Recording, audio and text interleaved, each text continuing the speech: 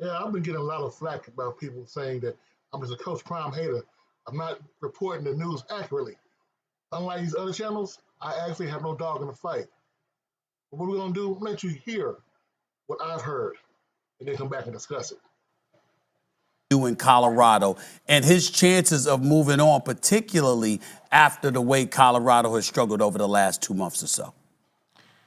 Yeah, I mean, I think the worst thing was also the best thing for Dion. And I'm not blaming you two, but I am blaming you two, okay? Because I sat here 10 weeks ago and you guys saw what was happening. I mean, I'm watching on TV, you're on the sidelines, you brought it here, and we all started talking about, are they a playoff team? No, they're not a playoff team. Are they a bowl team? Maybe. But he had so much to overcome. And I think because of his magnetism and charisma and what he brought to that program, they were able to beat TCU. They were able to turn games that they probably shouldn't have done. I didn't want him to go to Colorado. I thought he needed a better place. I think he's okay there, but the hill is too tall. I think he needs to spend another year from a credibility standpoint, try to build it, and then make a value judgment. So I think he's in a conundrum.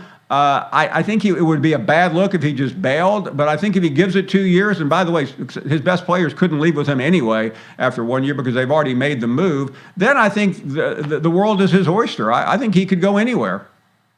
So you're saying you believe that once Shador, if Shador comes back, goes to the end, obviously he'll have to go. You believe that will be the time in which Right. Coach Prime needs to go.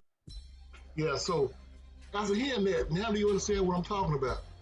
I've been saying this for basically the whole season, and nobody has listened to me.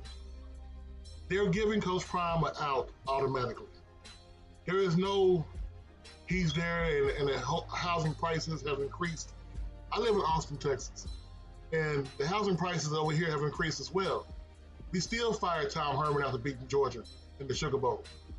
So it does not matter about the housing prices. It does not matter about the economics of the school. It does not matter about the school now getting publicity. All that matters is on the field. Because even after a certain while, all the media publicity will fade away. All will be left is your product on the field. This is what I've been trying to tell y'all for a little over a year. I'm not new to this. I've been covering Coach Prime since Jackson State. I'm not a Jackson State hater. I'm neutral in everything. But the thing you got to realize, people, Coach Prime knows this, and you're screaming at the wall. Why do you think he's promoting the signing of offensive linemen? He knows the biggest hole. He's been screaming this same argument he's been saying for 3 years. The difference between the big boys and where he's at is the offensive and defensive line.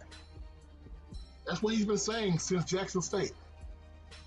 When you had people like Lanier and you had Corbin and you had all these players coming down to Jackson, skill position, he's been saying the same thing. You got to get the O-line and the D-line corrected. The big games that he's lost at Jackson, I'm going to give y'all a history lesson, okay? The Jackson supporters know this. Have been because the O-line, the D-line. When the spring season came up, they lost to Southern. O-line, D-line. When they lost to Alabama A&M, that was more of a shootout, but still D-line. So the whole thing is he knows the weakness of his program. Give him 100% credit for that. He knows his weakness of the program. The problem is, how do you fix it? Yes, you can get the best coaches in the world. I believe the increase of the coaching budget from Jackson State to Colorado gave an opportunity to hire the best coaches. Unlike Jackson State, those best coaches are not obligated to stay with you. As you see now, the coach that was demoted, his name was Lewis, the former head coach of Kent State, is in the running to be the Syracuse head coach. Because the thing is, these coaches are looking out for themselves. They're not obligated, which is probably why he brought the ones with him that he did bring with him. He brought the Termins. He brought the offensive coordinator from Jackson, now the receivers coach. He brought all these coaches from Jackson with him that he know will be loyal to him, not just to the money, as well as the coach from Mississippi Valley State. But what do you think is going to happen? I'm not saying I'm not saying Colorado's coming in here and they have to win the national championship. I'm not saying that. I am saying if they had won a bowl game or even got to a bowl game this year, that media press would have been off the charts. But because he is not able to get them into a bowl game, and I know people are going to say, well, hey, they went from 1-11 last year. Now look at them this year. Colorado, who finished the season last year, ranked a putrid 103. That's what you're saying. That's how bad the school was last year. And no team below that should ever be in a bowl game. Mexico State just beat Auburn. They're going to a bowl game. Looking at Bowling Green, they're going to be in a bowl game this year. Florida Atlantic possibly considered to be in a bowl game. But there are schools who were not picked as high as Colorado who are going to be in a bowl game. And like I tell y'all, he admits that he knows the shortcomings of this team. So there's no hate about that. He also admits and knows how, well, he has to fix that problem. And all I stated is, with Shedeur Sanders being architect, basically, his offense is coordinated and orchestrated around his skill set. After a year, if you think the O-line is not fixed next year, because all you're going to get, I hate to say it like this, you're not getting any star transfers from Alabama.